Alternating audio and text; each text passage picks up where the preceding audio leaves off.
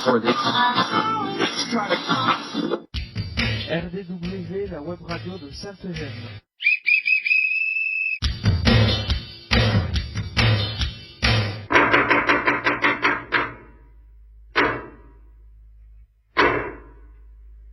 RDW, la web radio de Sainte-Gemme.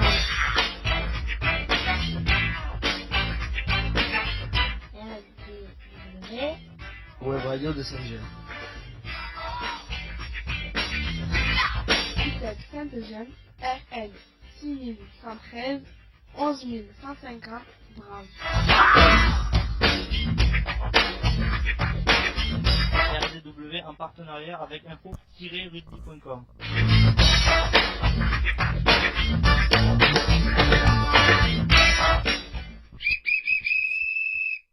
Bonjour et bienvenue sur RDW, la radio du web. Je m'appelle Teddy, j'ai 11 ans et j'ai le plaisir de vous accompagner pour cette émission RDW et la web radio de Sainte-Gemme, réalisée pour et avec les jeunes accueillis à l'ITEP Sainte-Gemme.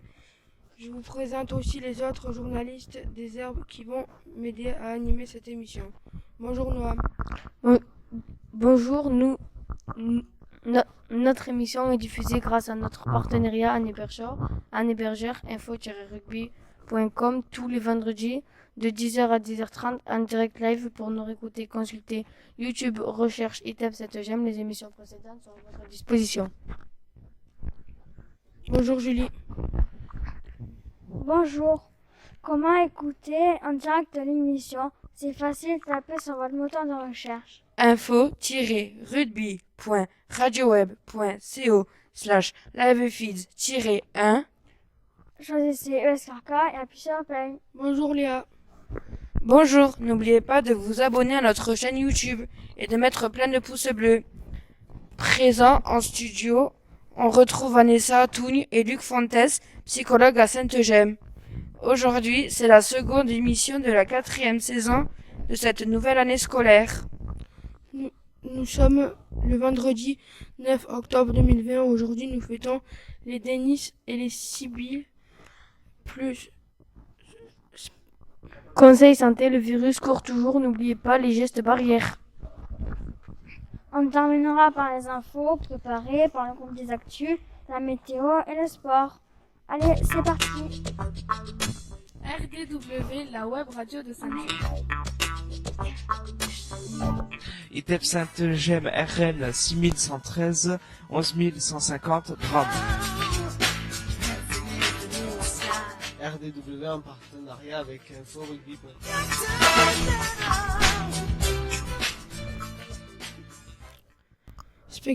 Spectateur du jour, Madame Diaz avec Eva.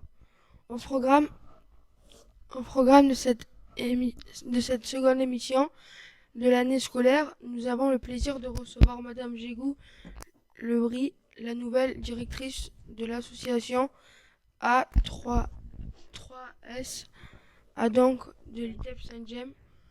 Bonjour Madame. Bonjour à tous.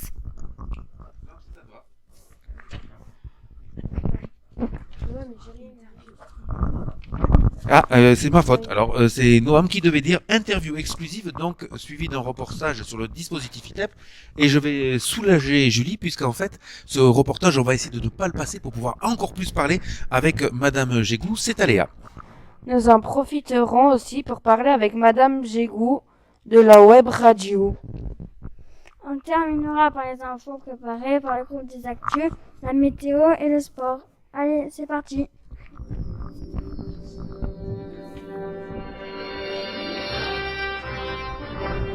RDW, la radio de Sainte-Gemme. ITEP Sainte-Gemme, RN 6113 11150 Brame. RDW en partenariat avec info-rugby.com.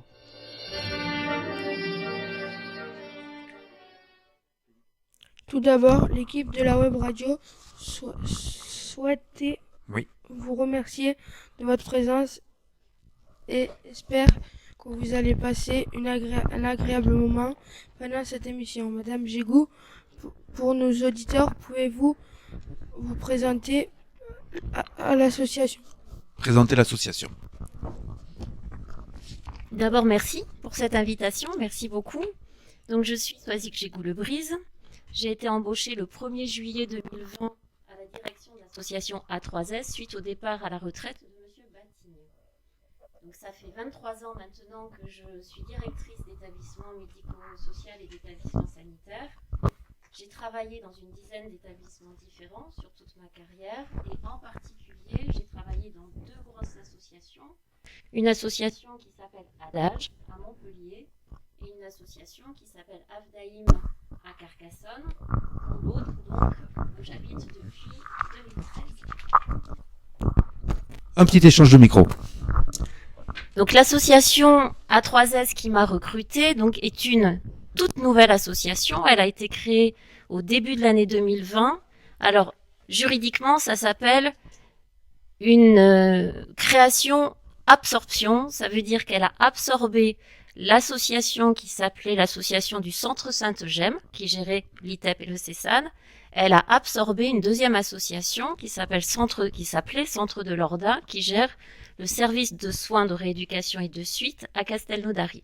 Donc ces 2 associations n'existent plus.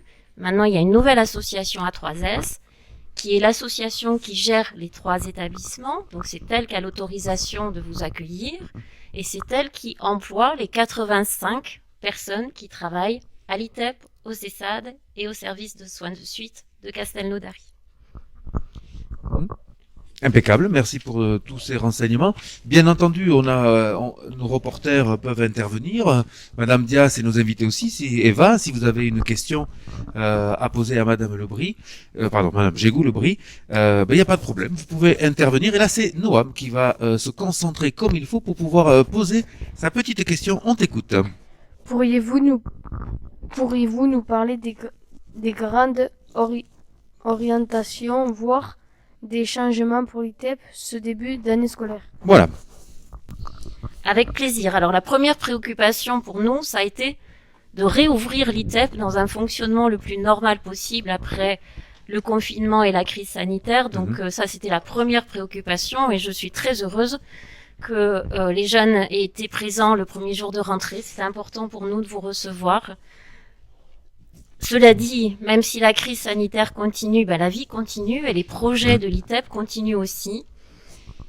Donc évidemment, notre actualité, et on en reparlera tout à l'heure, c'est le développement du dispositif ITEP, donc qui passe pour nous par un événement important qui est la signature d'un contrat avec l'Agence régionale de santé qui va nous fixer nos objectifs de développement et notre travail pour les 5 prochaines années. D'accord. Donc, le dispositif s'inscrit bien évidemment dans une réforme de notre secteur, mais pour l'ITEP, ce qui est important, c'est de continuer à développer ces services, en particulier sur Carcassonne, avec un projet d'une nouvelle unité d'internat, une nouvelle unité pédagogique externalisée et un nouveau lieu pour le CESAD. Ça, c'est un projet important et on a d'autres projets à développer dont vous pourrez me poser des questions parce que vous savez, l'ITEP, c'est comme la palette du peintre. Vous savez, quand on a les 5 couleurs primaires, on peut faire toutes les couleurs du monde. Et pour moi, l'ITEP, il doit avoir dans sa palette de couleurs 5 services. L'internat, le semi-internat, le CESAD, l'accueil familial et des unités, des équipes mobiles. Donc on n'a pas encore tout ça, on en a 3. Le CESAD, l'internat, le semi-internat. Les 2 autres, il faut les développer. Et c'est ça notre actualité, notre enjeu pour cette année 2020-2021. D'accord, c'est pour être donc bien au plus près de la demande et des besoins sur le territoire qu'effectivement on fait tout ça. Donc là, ce que vous devez comprendre, en tout cas, petits chers reporters, c'est que on développe d'autres systèmes, et ça c'est le travail de notre direction, par rapport à ces orientations, parce que vous vivez des choses, et c'est d'où l'intérêt de la prochaine question, vous vivez des choses ici, mais il se passe aussi des choses un petit peu ailleurs. Teddy, tu pourrais nous en parler par exemple avec les UPE, on en a parlé tout à l'heure, Madame Gégou, vous parlez d'unités externalisées, et toi tu vas à l'UPE, vrai ou faux? Oui. Voilà. Et qu'est-ce que ça peut t'amener, par exemple, ce genre d'aller sur l'UPE et tout ça, de sortir un petit peu de Sainte-Gemme Quel est l'intérêt pour toi? Ben si, tu vas où après l'UPE? Je vais au collège. Et voilà, vous avez bien compris, il a dit le trajet en tout cas que ça peut amener. Voilà, est-ce que quelqu'un a une question ou on poursuit avec Julie? Allez Julie, c'est à toi, on t'écoute. Puisqu'on parle du DITEP, voici un reportage qui résume bien ce dispositif. Alors là, je t'avais posé un piège, hein, Julie, puisqu'en fait, on va pas passer ce reportage, on va profiter vraiment de la présence de Madame Gégou pour pouvoir lui poser ta question. Vas-y, je t'écoute, Julie. Pour les jeunes de Saint-Eugène, quel changement va apporter le DITEP? Voilà, ça c'est une question qui nous tient un petit peu à cœur, on va dire, parce que bon, nous on est adultes, on comprend tout ça. Les jeunes là sur les orientations du schéma des schémas départementaux, je suis pas persuadé qu'ils comprennent grand-chose. Donc dans leur quotidien, qu'est-ce qui va changer pour eux? Est-ce qu'on peut amener quelques réponses? On vous aide, hein, Madame Gégou, il n'y a pas de problème. Alors, d'abord, je voudrais vous dire que pour beaucoup d'entre vous, le DITEP va pas changer grand-chose. Parce que dans les décisions de la MDPH, Oui. certains d'entre vous, vous avez déjà des orientations pour être en internat, en semi-internat, toute la semaine, une partie de la semaine. Donc ça, c'est déjà acquis, donc ça va pas changer. Ce qui peut changer pour vous, c'est que à partir du DITEP, vous pourrez être accueilli à l'ITEP la journée et vous pourrez avoir aussi des temps de cessade quand vous êtes à la maison ou quand vous êtes à l'école ou quand vous êtes dans des clubs sportifs. Donc ça, c'est ce que va apporter le DITEP. Mais ce que je voulais vous dire, c'est que le DITEP, il est fait pour deux choses. Il est fait pour qu'on améliore la réponse à vos besoins. Il est fait pour qu'on réponde plus vite à vos besoins. Et quand vos besoins changent, on doit être plus réactif. Et il est fait pour une seconde chose, il est fait pour que notre prise en charge soit plus inclusive. Ça veut dire que ce qui est important, c'est que vous ayez accès à l'école, c'est que vous ayez accès au sport, c'est que vous ayez accès à la culture, et c'est qu'on vous aide à vous épanouir et à grandir dans les meilleures conditions. Et ça va plus changer votre quotidien que le DITEP en lui-même. C'est la manière dont on va s'adapter à vous, et ça, c'est notre enjeu à tous, à tous les professionnels. C'est comment on répond à vos besoins à chaque fois que vos besoins changent. Et ils ont le droit de changer.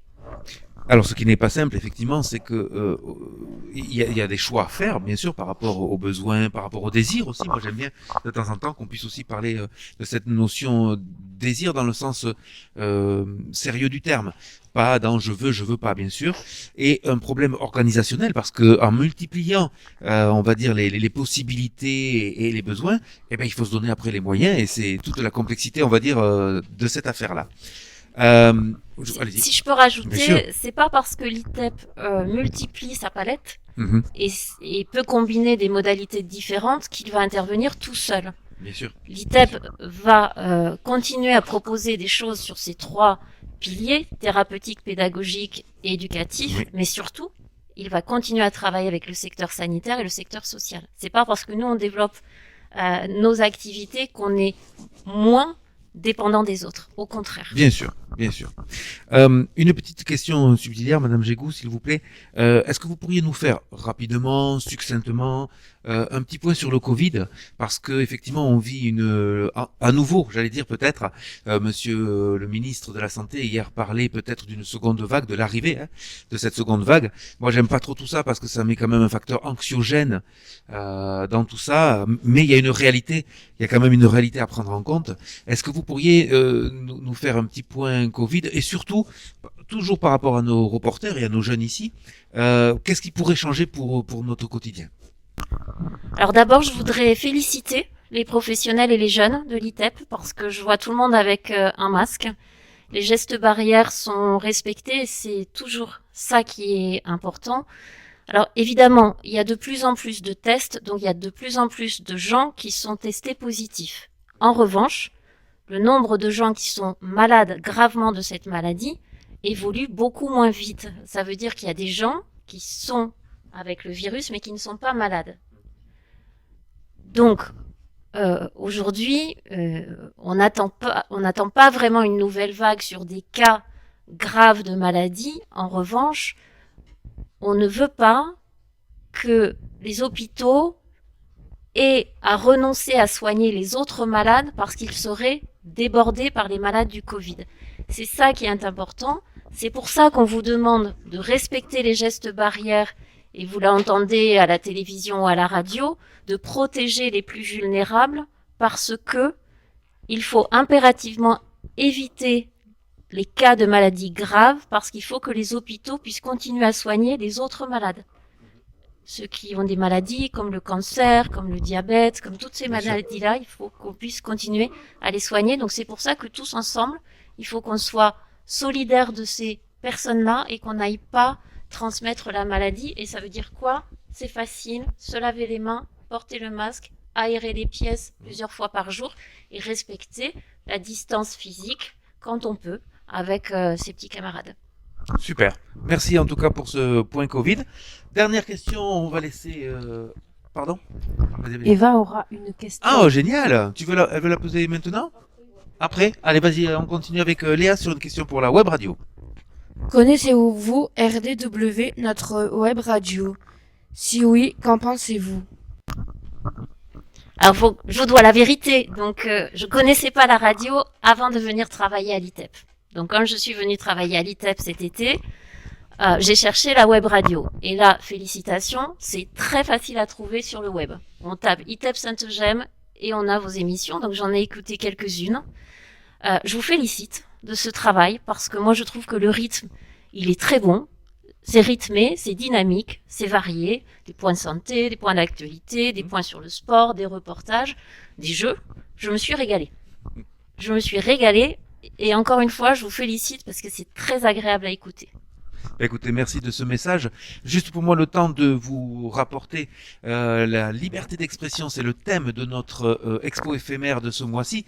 Nous avons la chance d'avoir les deux marraines. Elles ont été récemment élues, et ça a été pris en photo avec Eva et Madame Diaz.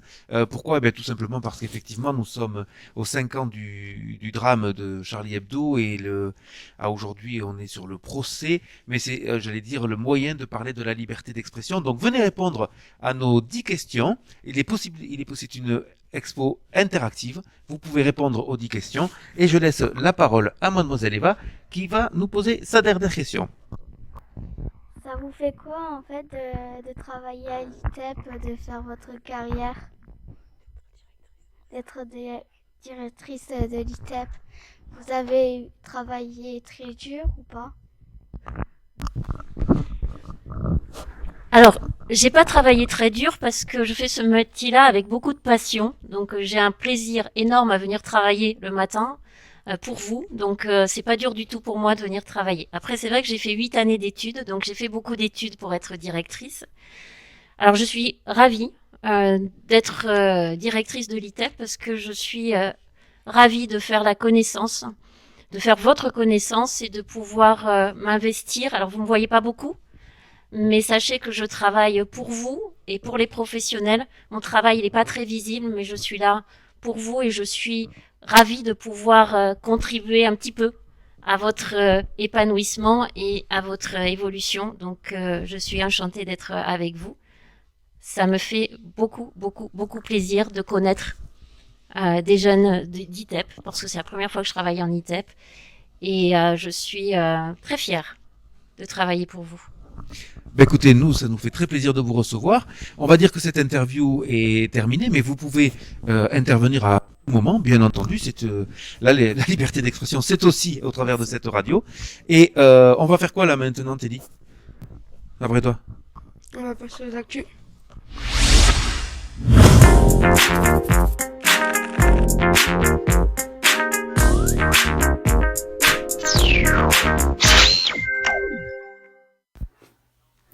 Donald Trump et le Covid-19. Hier, à 18h30, Donald Trump franchit les portes dorées de l'hôpital militaire Walter Reed, lève le pouce, lance un merci beaucoup et s'engouffre dans un 4x4 noir qui le mène à son hélicoptère.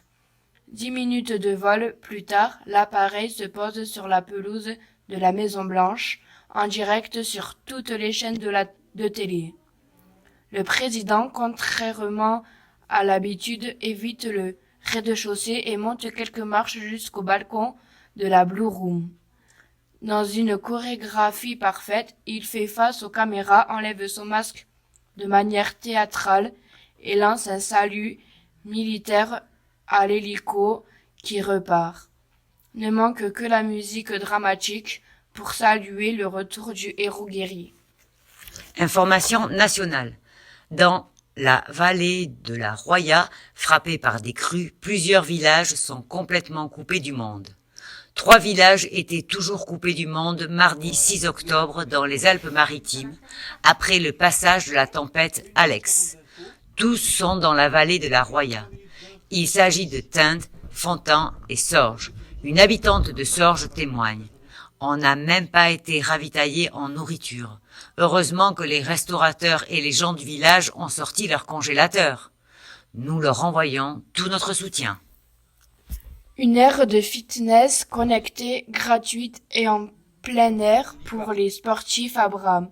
La société Airfit a installé une aire sportive et connectée et en plein air à Bram dans le Lauragais. C'est une première dans le département de l'Aude. Un concept original. Il s'agit simplement d'une aire de sport en plein air composée de différents équipements dédiés au cross, training, bancs, abdos, barres de traction ou encore box jump. Allant faire du sport, c'est gratuit. Manifestations culturelles. Beaucoup de manifestations sont annulées dans la région, mais vous pouvez toujours aller vous amuser à la fête foraine de Narbonne. La fête foraine d'automne se déroule cette année du samedi 30 septembre au dimanche 15 octobre. Rendez-vous sur le quai Victor Hugo les mercredis, samedis et dimanches de 14h à 20h pour passer un bon moment. Mot du jour, crue. La crue est une forte augmentation, un accroissement du débit et de la hauteur d'eau en écoulement d'un fleuve, d'une rivière ou d'un cours d'eau. Le mot s'utilise fréquemment quand le débordement du lit mineur du cours d'eau commence à provoquer des dommages. Dans le cadre du projet La Grande Afrique, nous avons parlé d'un personnage très important qui vivait en Afrique du Sud. Il s'agit bien sûr de Nelson Mandela.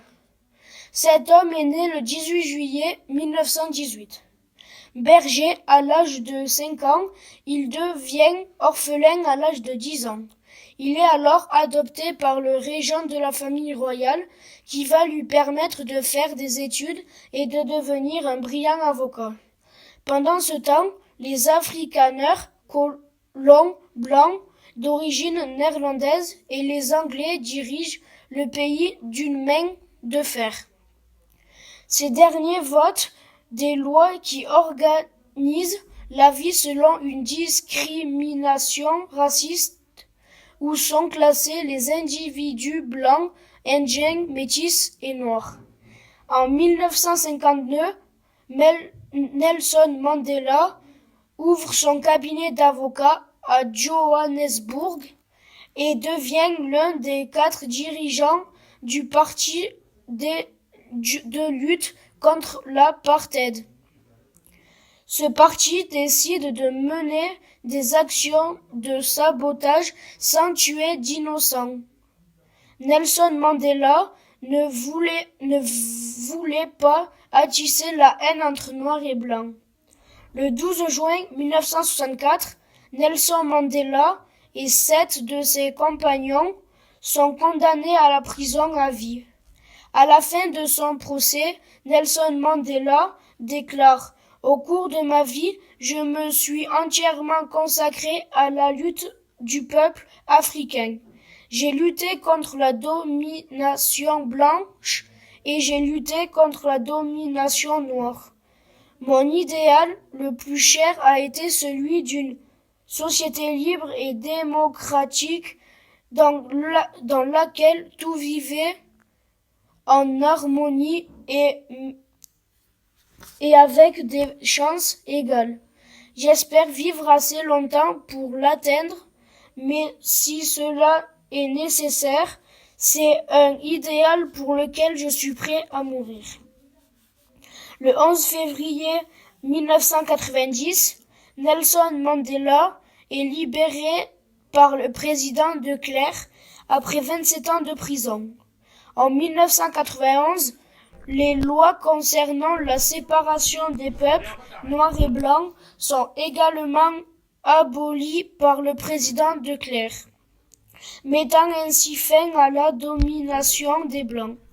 Les deux hommes reçoivent le prix Nobel de la paix en 1993.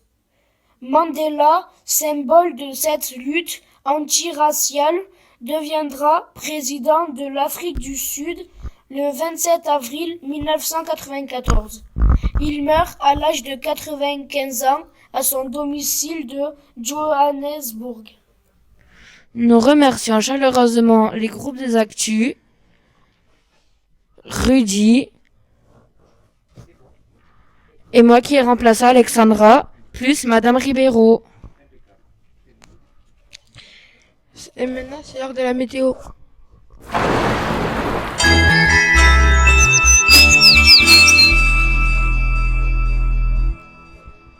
Vendredi, ciel couvert le matin, devenant plus variable l'après-midi de 16 à 21 degrés. Samedi, ciel variable le matin devenant couvert dans l'après-midi. Possible averse en soirée de 12 degrés à 17 degrés. Dimanche, pluie le matin, amélioration dans l'après-midi, avec quelques éclairs de 9 à 12 degrés. C'est clairement l'automne. À vos chronos, on passe au sport.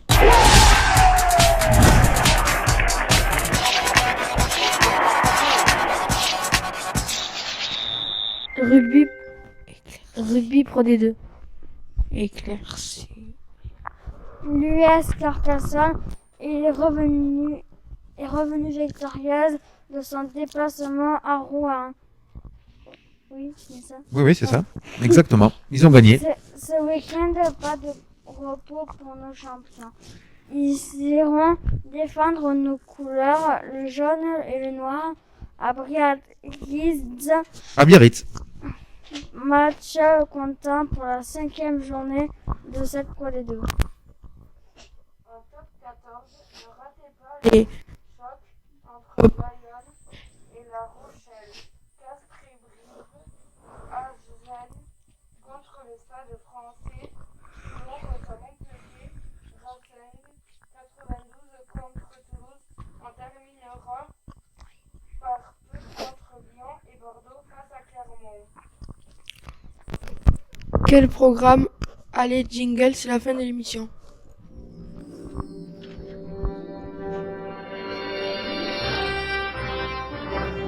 RDW, la radio de Sainte-Eugène. Commence. Tu verras. ITEP Sainte-Eugène, RN 6113, 11950 grammes. RDW en partenariat avec info-rugby.com.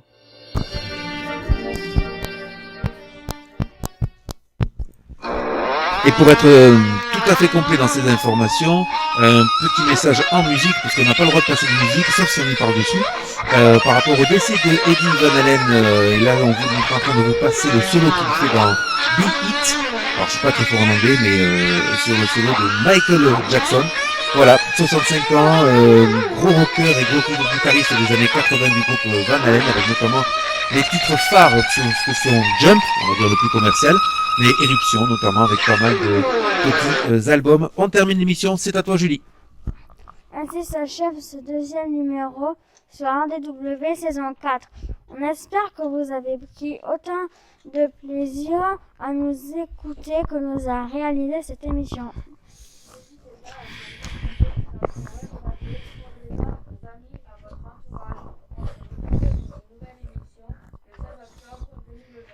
Comment écouter l'émission? info-rugby.radioweb.co Flash live feed-1, choisissez ESKRK et appuyez sur play. Comment réécouter l'émission ou l'écouter en différé? Allez sur YouTube, tapez ITEP Sainte-Gemme et vous pourrez écouter ou réécouter toutes nos émissions. N'hésitez pas à laisser vos commentaires et plein de pouces bleus. Vous pouvez aussi vous abonner à notre chaîne. RDW, la web radio de Saint-Gemme. ITEP Saint-Gemme, RN 6113, 11950 grammes. RDW en partenariat avec info-rugby.com.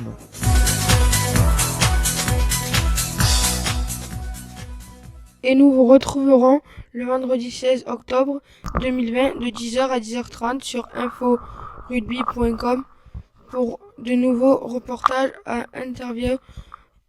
Il est temps de saluer nos auditeurs et de remercier nos reporters. Julie. Au revoir. À la semaine prochaine. Léa. Ciao.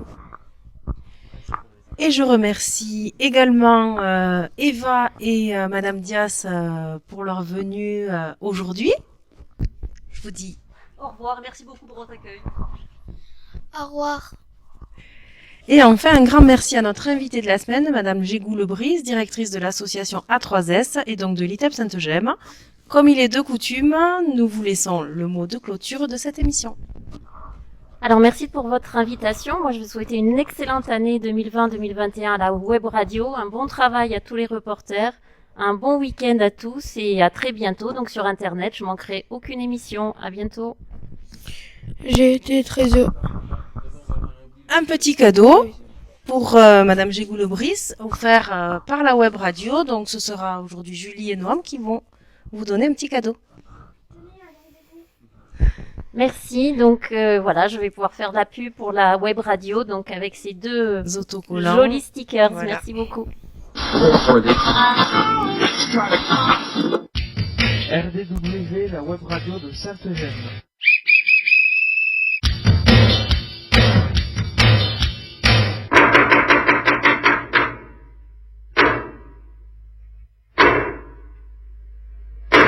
RDW, la web radio de Saint-Gemme.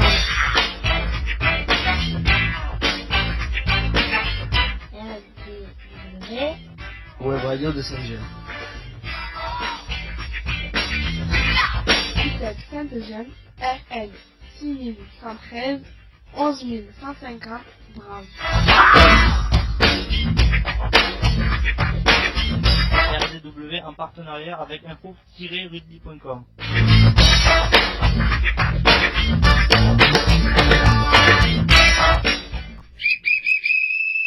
J'ai été très heureux d'animer cette émission et je vous dis à la semaine prochaine. Et maintenant, silence radio.